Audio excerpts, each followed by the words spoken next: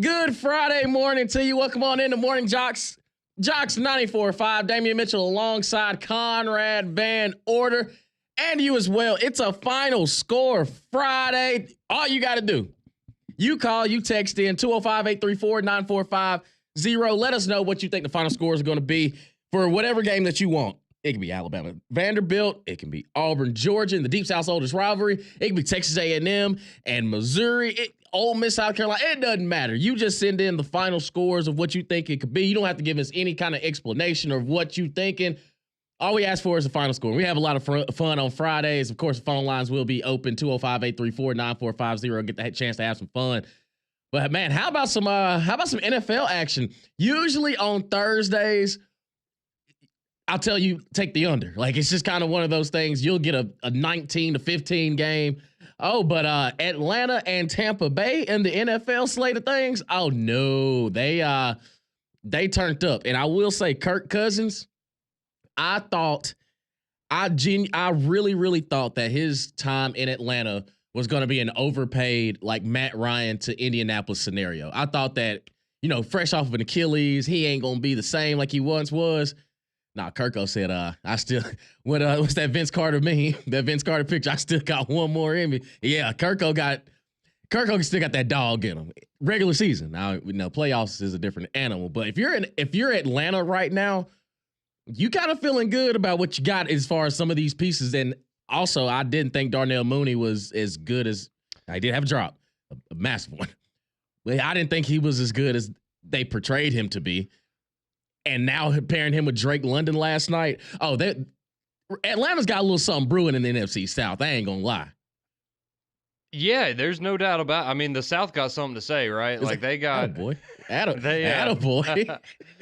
But, no, I mean, for how they looked in that first game, because, I mean, that first game of the year for the Falcons against the Steelers, which, to be fair, the Steelers have actually turned out to be better than I thought they have because they kind of got something going with Justin Fields. So, in retrospect, that loss doesn't look as bad as it did. But, I mean, it was his first game back from the Achilles. Mm-hmm. Like, we can give him a pass for that. And then you lose a close one to the Chiefs, and that's it. Like, you've won your other 3 games now, and you've won 2 games in prime time for Kirk in the first 5 games of the season. That's they got a little, like you said, they got a little juice to him. They got a little swagger to him, and they got, Drake London. They're finally using him. Kyle Pitts actually caught a pass last night.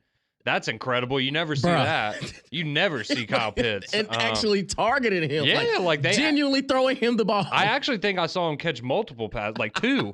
It was crazy. But no, you brought up a good point with Darnell Mooney because when he was on the Bears, man, I feel like you would always hear them talk him up like he was, like a legit weapon for them. And like you said, I guess I was not familiar with his game because when he was in Chicago, he never really did anything.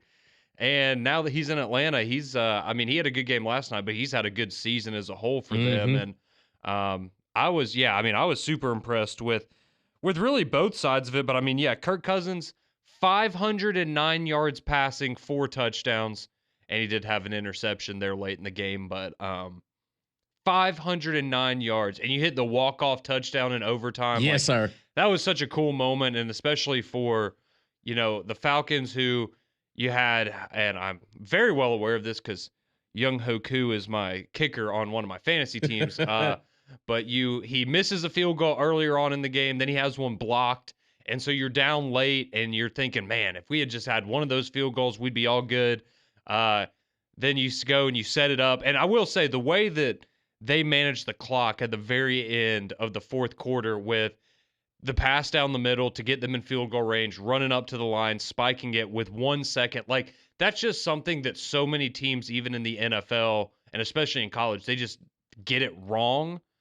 And to see that executed to perfection was really, really impressive. And you could even see when, Kirk Cousins came off the field, Raheem Morris was fired up at, just how disciplined they were in that final drive. It was really, really impressive. But then you have the long field goal, then you get a delay a game, and then you have a longer field goal to tie it, and you make it, and then you win on, that long touchdown in overtime. That was a great game last night. It was, like you were saying, Thursday night games have gotten a bad rap the last couple of years because they're, for whatever reason, just normally not very competitive, or at least the teams are just not very intriguing. And Last night was one of the better games I've seen all football season for sure. It was really good. And just think about how many Thursday night football games that we wake up on Friday morning like, why did I even waste my time watching that? Oh, like, yeah. Think of the Cowboys and Giants the other week, and it's just, oh, my God, why did we watch that? It's terrible. You had like the Jets and the Patriots. The Jets won like 30-3 or something. Yeah, it was But what bad. we saw from Kirk Cousins last night, I mean, Atlanta's in a great position right now for pretty much for a couple more years, because not only did you draft well, you've built it up organically. It's, you drafted Kyle Pitts, you drafted Drake London, you got Darnell Mooney in free agency. And think about when Michael Penix does take over the next couple years, he's going to have some real seasoned vets around him with some explosive capabilities. And then you think about Jesse Bates on the defensive side. You think about adding Matthew Judon from the New England Patriots this season. Atlanta, like you said, man, the South got something to say, especially in the NFC South. And Jesse Bates is the one that forced the fumble there late in the game that gave Atlanta a chance to take it overtime in the first place. Right. And then, to have Bijan Robinson as your running back and not necessarily need him for everything last night. I mean, he went 12 for 61, but Kirk Cousins, man, I really thought that this was it. Like, I thought this was kind of the swan song. He was just going to be I thought it was going to be the rotating quarterbacks. Kind of similar to what Indianapolis did these past couple seasons with these late veterans in the later years of their careers.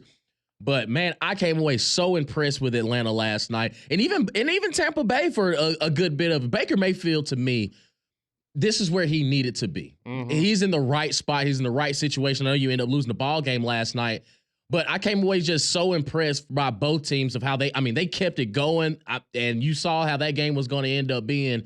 It was going to be a shootout, and to the tune of 509 passing yards for Kirk Cousins, dog. Respect, Kirko. Respect, because I thought this was it. I really did. I thought this was going to be the last stop, and, he'll probably get 1 or 2 good years left in him, and he'll ride off in the sunset. Kirk will probably play for a little bit now after a game like that. Then you see him swag surfing at the end. Like, he's truly engraced himself in the Atlanta culture. And it's funny, too, because if you've watched the Netflix series Quarterback, you would have never guessed that personality would fit in Atlanta. Oh, Atlanta's like the last place you'd think that he would work. Yeah, exactly. 100%. And the fact that it's looking as good as it has been early on in the season, shout out to Kirk Cousins, man. Like, he really balled out in last night, and I came away so impressed. And like I said, Drake London finally. Not to say he's been inconsistent in fantasy, because I do have him in a couple leagues, but last night 12 for 154 in the tutty. I'll take that. I'll take that. That's nasty work right there. Yeah, that was I was super impressed. And if you're a Falcons fan, I mean, you got to feel pretty good about where you're at right now, because, man, the NFC South has been I mean, so they were the worst division in football last year. No competition. It wasn't even close. It's been such a weird division this year, because you started out, the Saints the first 2 weeks looked like they were about to go undefeated and destroy. I mean, they were winning games by 35. Like, they were dominating everybody. They've come back to earth. You had the Buccaneers. They started off, I think they were 3-0, and now they're 3-2. Then you had the Panthers, who were the worst team in the NFL. Then you switched to Andy Dalton, and you don't look too bad. Like, you don't look great, but you look like a competitive football team with Andy Dalton. And now you have the Falcons, who, again, not the best debut of the season, but you're 3-1 since then, and you got to feel pretty good about, the Falcons being probably the favorite in that division right now, especially if Kirk Cousins keeps playing like this. So you're telling me the Falcons are going to the NFC Championship? No. Oh, no, my fault. No, but got a little ahead of myself. No, but they could make it to I don't know, divisional round or something. Yeah, for sure. It's I mean, an NFC Championship's not impossible, but. Right. We've seen Jared Goff in a couple. Yeah, but Jared Goff is good. Great. Well, so is Kirk Cousins, but he's good in the regular season. Yeah. I mean, him and Derek Carr are tied for the amount of playoff wins in 35 years, which is 1. So I just kind of leave it at that. But no, you got to start somewhere. Exactly. But no, it really was impressive. Atlanta knocks off Tampa Bay 36-30 last night in NFL action. And looking at college football action, you had some action here in the state of Alabama with the Troy Trojans, and they end up falling to Texas State 38-17. And I know it's year 1 in Gerard Parker, and he's a former defense coordinator there at Notre Dame. Troy is kind of in the rebuilding phase right now, post John Summerall, and you can tell, you can really tell they have kind of I say a quarterback situation. They don't really know which one is going to be the guy, but to go through the whole season with two guys rotating in, I think it's going to be a long year for those boys. But I do think that if you hang if you rock with Gerard Parker moving on, like it's going to be okay. It's just you got to go through these growing pains and everything. But I do think that Troy is going to be fine moving forward. Sam Houston knocking off UTEP last night as well, 41-21. So, Lord, just wrapping up some of the things that we saw last night. But we know how we get down on Final Score Friday. We got some exciting action this weekend from a bunch of games here in the SEC and even nationally across college football. I want to hear from you. Final Score Friday, 205-834-9450. You text in, you call in, you let us know what the final score is going to be for whatever game that you want. Just like our buddy, somebody texted in and said, "Oh boy, you are starting off strong." Said, "Damian, love you, man. I'm glad Tennessee is finally back, having a lot of success. But Arkansas is primed for a big upset, and I'm saying they take down Tennessee 28-21." Listen, I have no skin in the game. I just read off the final scores. If you think Arkansas is going to knock off Tennessee, text it on in 205-834-9450. I'm not going to say I necessarily agree, but hey, we are here for you. We are having some fun, and we are talking ball. So keep it locked from right now all the way through 7 o'clock as we get you set for McElroy and Kubelik in the morning. This is Morning JOX and JOX 94.5.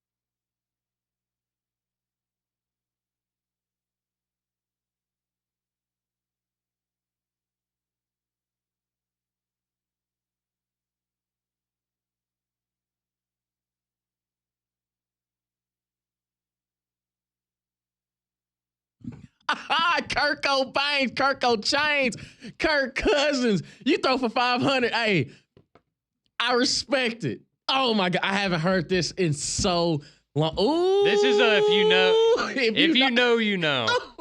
I ain't heard this in so long, dog.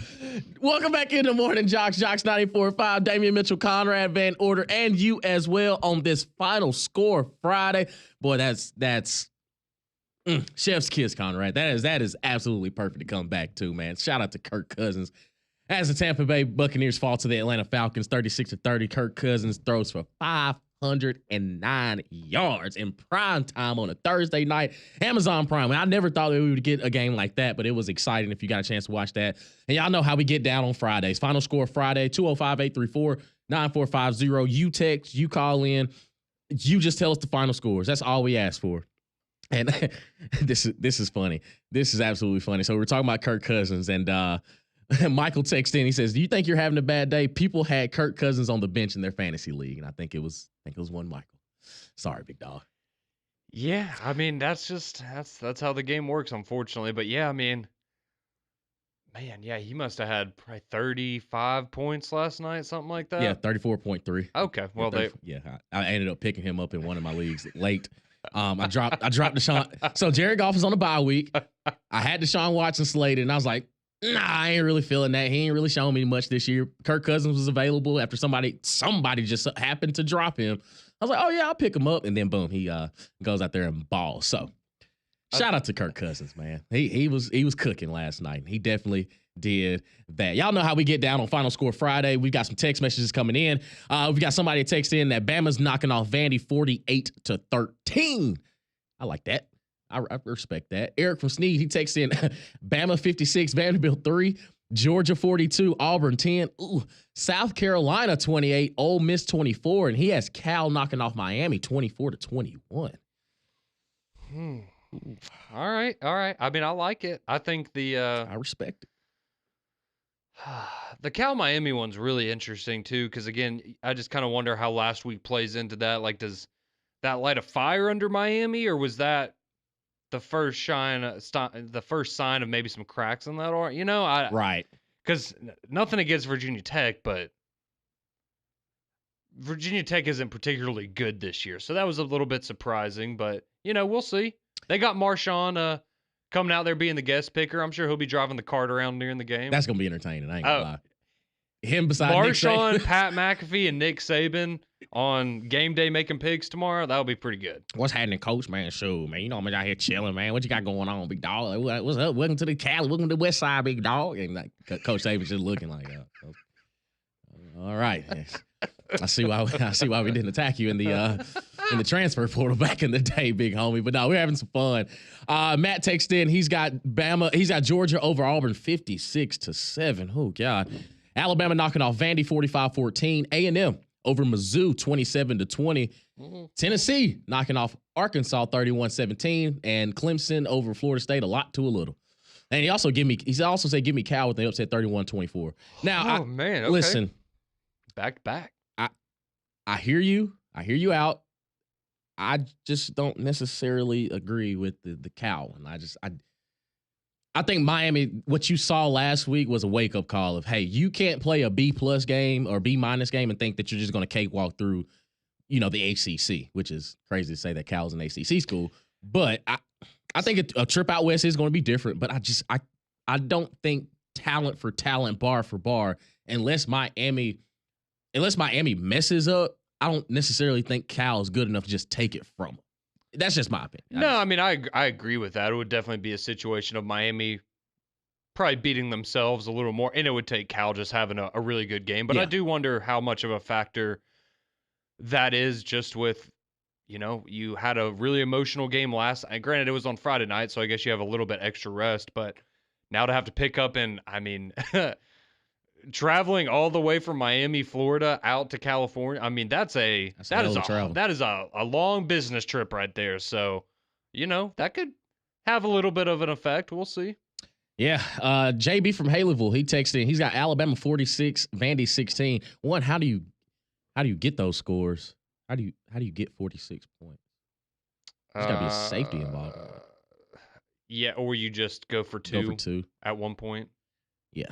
He's got Georgia knocking off Auburn 37-24, A&M over Mizzou 31-30, Tennessee over Arkansas 34-22, UCF knocking off Florida 27-20, and South Carolina knocking off Ole Miss 30-29. And he also says what's the over-under of how many times Ole Miss players fake an injury. Whew. Wasn't a good look last week. Was it just twice last week? It's only 2 times. Only twice. Okay. One that we could see the replay where Jackson Dart's like, hey. Okay, the one was really bad. Yeah. That one was really bad. Like he's looking at the play. He's looking at the sideline to get the play call. And you can see him pointing and down. And Jackson Dart's like, fall, like, get down. And boop, he just flops over. It's like, all right. Yeah, that wasn't great. We shall see. Oh, boy, we've got an Auburn upset here. So Dave texted in. He's got Alabama knocking off Vandy 52-13. He has Auburn beating Georgia 24-23. Oh, okay. All right. All right. We shall I'm here for that. see. Thomas texts in. He says, one of the best parts of JOX on YouTube is to see Damien's shirt of the day. He's got Georgia knocking off Auburn 45-14. Bama knocking off Vandy 43-10.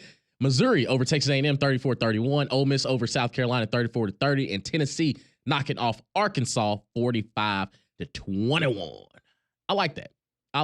Alex texts in. He has Arkansas knocking off Tennessee 31-28. Listen, I understand, Arkansas is kind of like the flavor of the month after the first month of the season, but unless Tennessee got sick over the bye week, let's kind of look at that game for what it is. It's Tennessee. I'll put it like this. If Arkansas turns the ball over at the same rate that they've been doing it and they do it to Tennessee on the other side, that game may be over pretty early. But hey, listen, that's what Final Score Friday is for. He's got Mizzou over A&M 46-27. And he's got Michigan over Washington 28-21.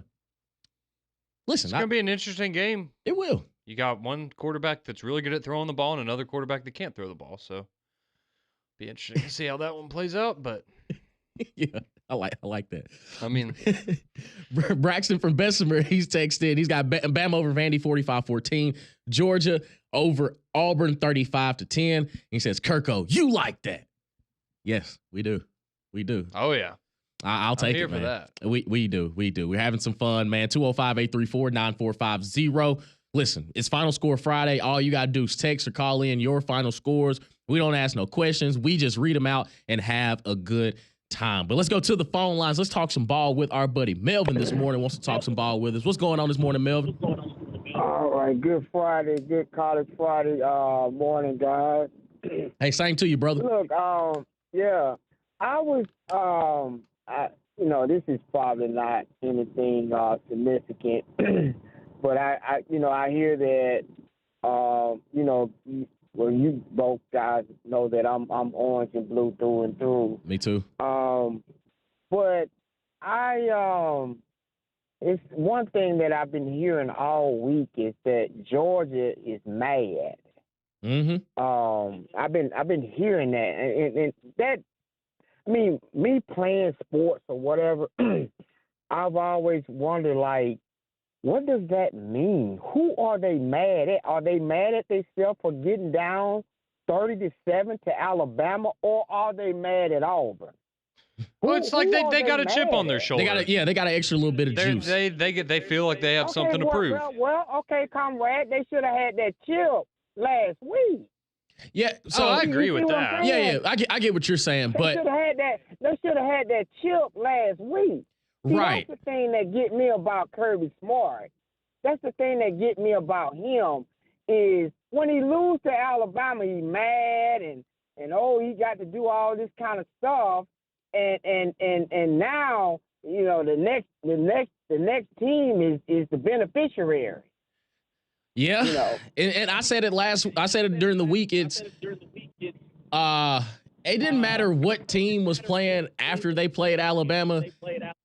I feel bad for whoever it is. It just so happens to be Auburn this week because of the fact that they left so much on the field against Alabama that, all right, if we play exactly how we played in the second half and start the game off, no matter who the opponent is on the other side next week, it's going to be a little tough. And it just so happens to be Auburn this week. I get it.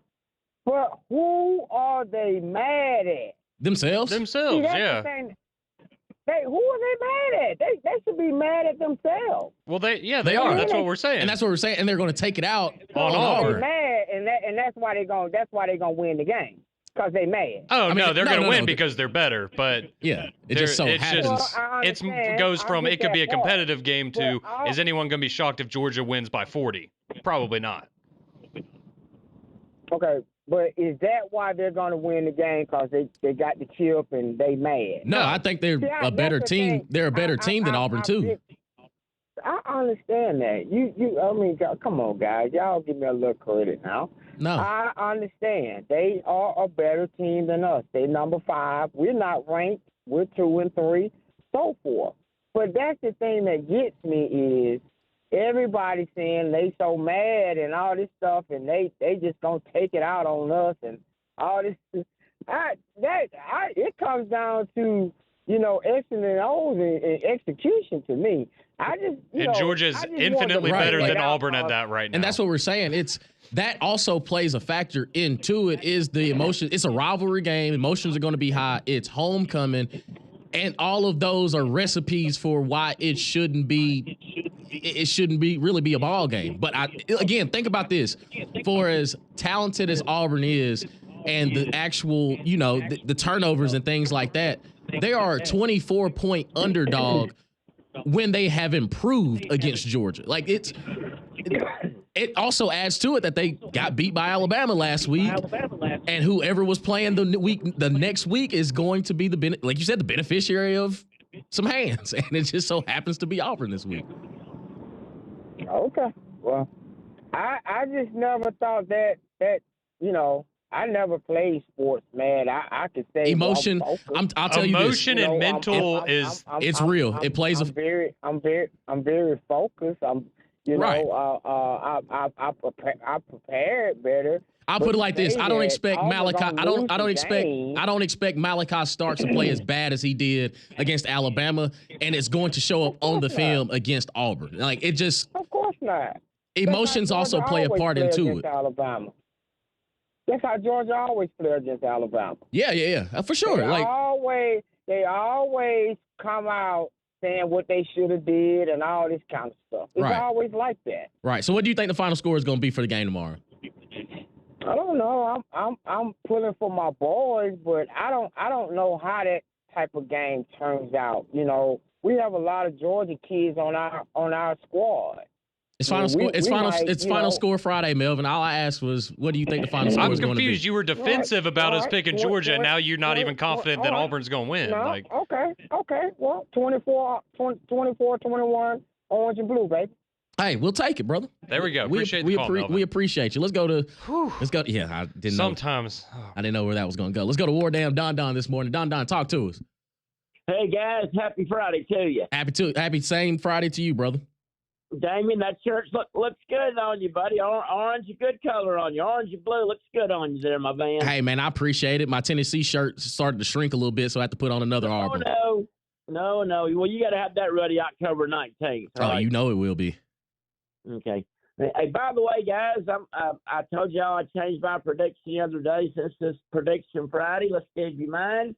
And by the way, good job on picking up Cousins, man. You had him on the right night, didn't you? I'm telling you, man. It was right. It was a couple hours before kickoff. I was like, oh, Kirko's available. I'll take him. I'll see what happens. And then he goes out there and has a game like that. Appreciate you.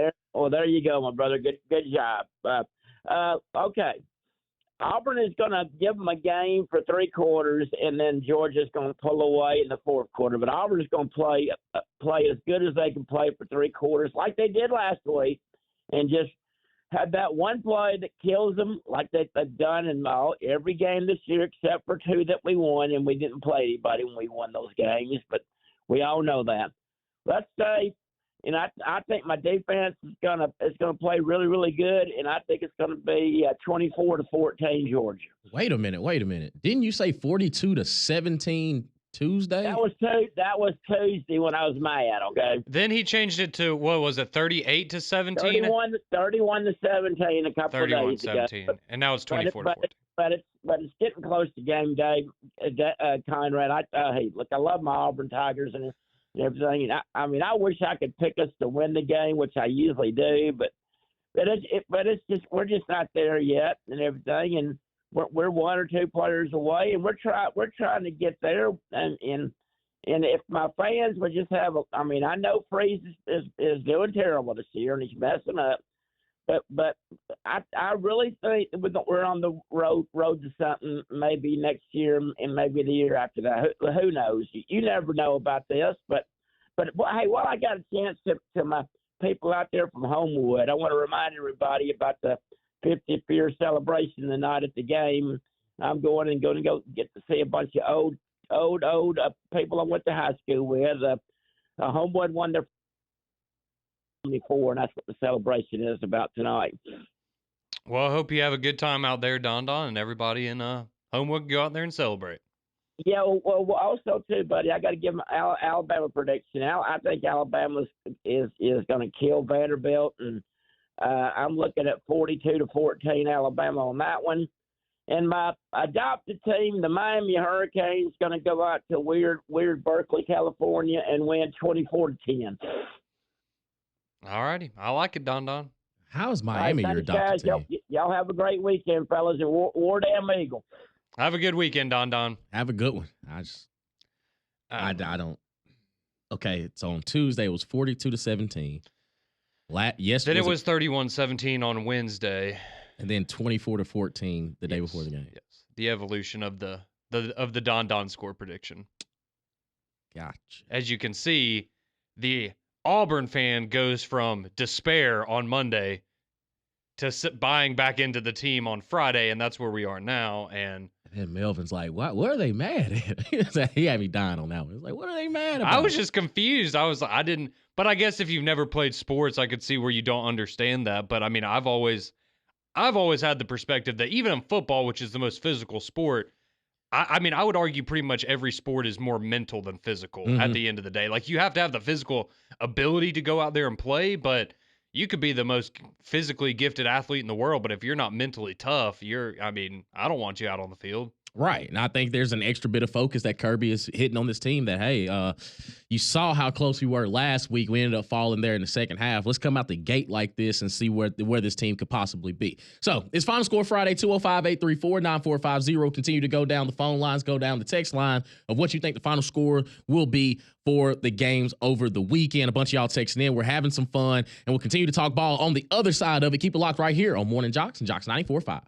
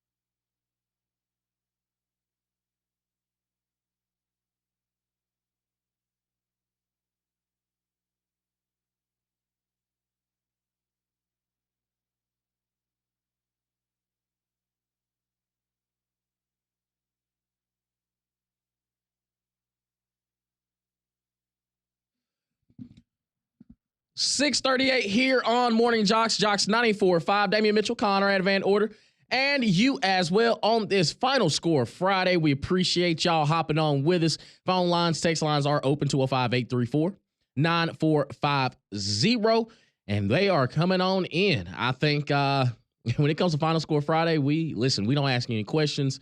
We don't ask for any explanation. All we want to know is, how do you think the games are going to end at the final score? When we check the box score, where do you think the score is going to be? And we got a bunch of people texting in and letting us know what they think.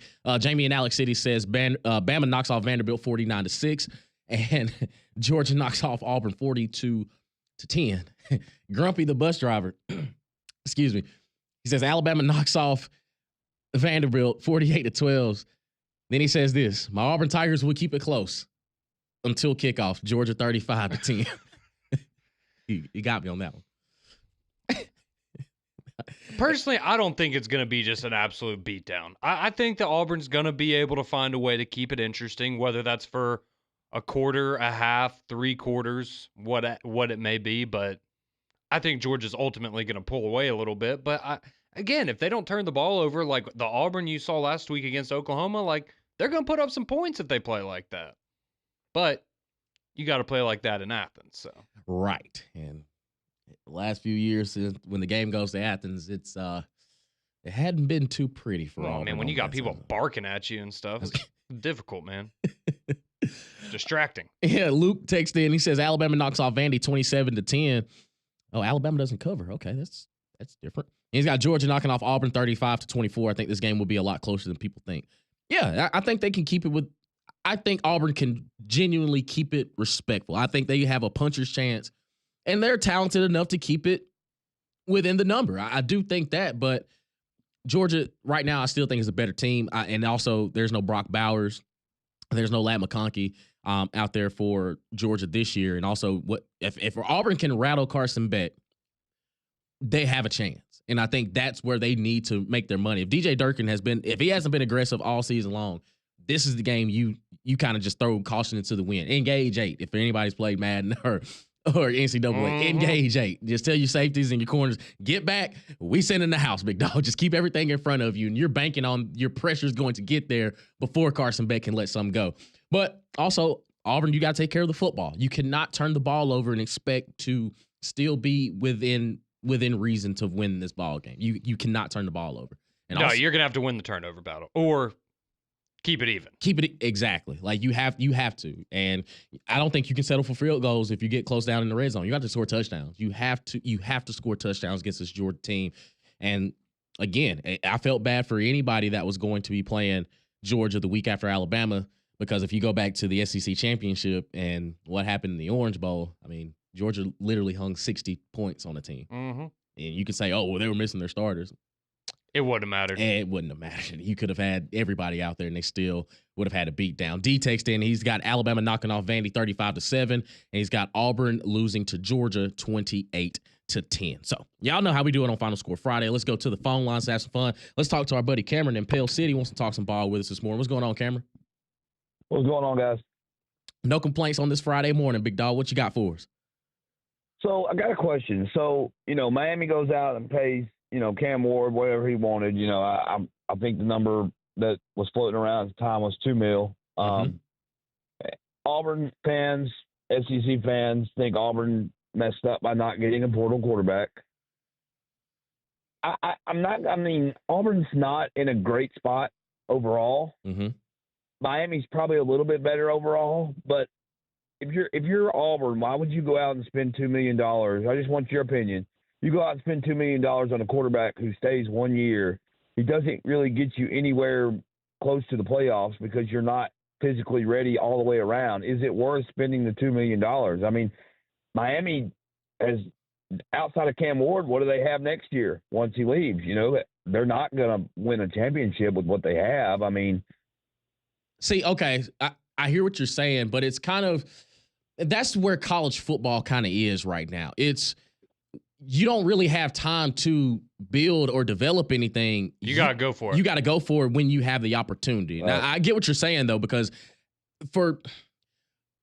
It doesn't seem like a smart business investment. Right. But also think about this right now. Let's say you have Cam Ward. You're not 2-3. Who knows? If you have Cam Ward, maybe you're 5-0 right now.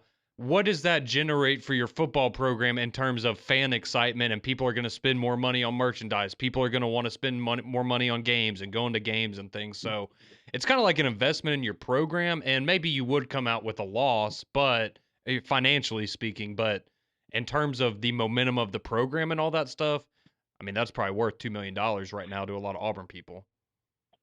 I mean, and I understand that, but you go back to Cam Newton. We all know he was paid. What did we look like after he left? Auburn was. See, that's what I'm saying. Like that's the sacrifice that you make. You won a national championship. You won a national title that 1 year. That's all you. Correct. Correct. But with Cam Ward this year, you're not. I mean, even with Auburn's deficits everywhere else. I mean, we're still young. It's not that we're deficit. We're just that we got young talent. That year, you had veterans all around Cam Newton. It's not, Auburn's not winning a national title just with one piece of Cam Ward. I mean, yeah, I mean, I think it's fair, but you're in a better position to win a national title if Cam Ward is on that roster over Peyton Thorne. Do you not agree? I agree with that. Right. I do.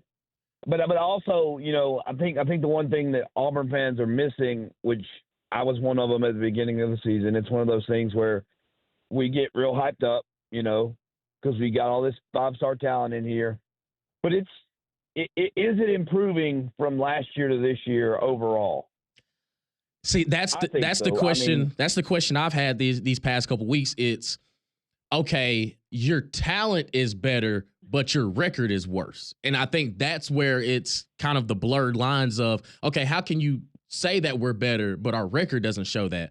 But it's the talent you have around it. And me and Conrad talked about this the entire 2023. Last season, I was sitting there watching Peyton Thorne and said, I just don't think he's that guy that's going to take Auburn over the top. And then when you actually put the talent around him this year, he still ended up getting benched. So it's, okay, well, you're a quarterback away, but how long can Auburn continue to say that they're a quarterback away? And I agree. It's evident again this year. So it's just kind of you'll sacrifice. So I'll put it like this. If you had Cam Ward and you knew without a shadow of a doubt that you're going to be playing in the college football playoff, would you take him for a year and then, go 500 next year? Would you rather just have him for that 1 year and win a championship and then fall off from grace after that? Or would you just rather just build this thing up and whenever y'all win one, you'll win one? I agree. I understand what you're saying. I agree with that. It's just, I also am looking at this going, okay, I would rather see what we can do, year after year if we can actually get the quarterback in here. Yeah. And yeah, that's just where college football is. And we appreciate you, Cameron. And that's just where football is and college athletics is nowadays. Look at Ole Miss's model the past 3 seasons. Lane Kiffin's like, bro, we will pay whatever you need, commit to the SIP. We just need you for a year and we'll see where it goes from there. Think about Juice Wells. He was the number 1 guy in South Carolina, transfers to Ole Miss, and he's number 2 guy behind, Trey Harris. Yeah. And it's, all right, yeah, the grass may have been greener because you're in a better offense, but also you're not the number 1 guy anymore. I was about to say South Carolina with Juice Wells, that'd be a little interesting this year, but yeah. I think it's hard to win a national championship. And if you have an opportunity to do it, people, now everyone's comparing, we're just, minor league NFL. This is the NFL light. This is what they do in the NFL. Look at what the Rams did with Matthew Stafford, right? They literally gave up. They didn't have a first-round draft pick for like 8 years, and they won a Super Bowl. And guess what? That's all that matters. It doesn't matter. Nothing else matters because you won a championship. And if you have a chance to win a championship, you spend the money to make that happen. So yeah, and also going back to that Cam Newton year. Yeah, I know there were some veterans around Cam, but Cam. I was about to say Cam Ward's nice, but he's no Cam Newton. He ain't no Cam Newton. Like I will definitively say that Cam Newton is the best college football player I've ever seen. Oh yeah, and he literally put a team that was probably scratching the surface of just being bowl eligible and took them to a national. Yeah, he title. took a 7-5 team and won a national championship. Yeah, didn't lose a game. It was crazy. Didn't lose a game. 205-834-9450. You continue with your text messages, your calls, but we also got to get some picks on the other side. Keep it locked right here on Morning JOX and JOX 94.5.